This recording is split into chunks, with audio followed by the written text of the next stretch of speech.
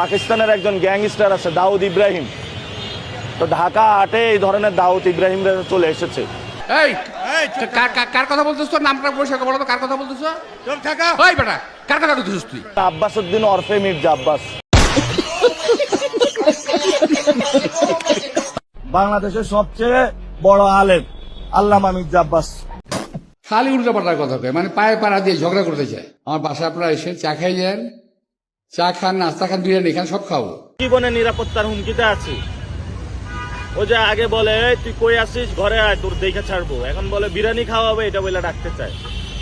তো ইনশাল্লাহ জয়ী হয়ে বিরিয়ানি নিয়ে যাবো।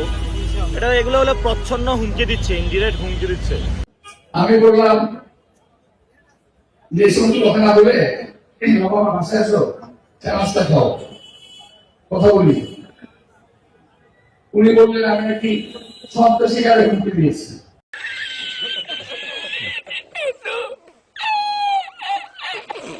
ওনাকে শিক্ষার্থীরা ডিম মেরেছেন, আপনারা বলেন ডিম মারলে কারো কি মাথা ফেটে যায়?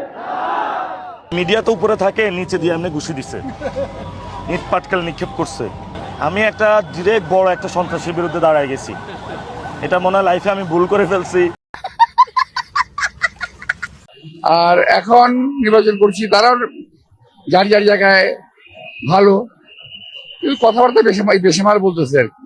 বেশি বলে ফেলছি, তো আমি ওনাকে নিয়ে আর বলতে চাই না। উনি ওনার মতন কাজ করুক, তবে আমি চাঁদাবাজদের বিরুদ্ধে সোচ্চার থাকবো।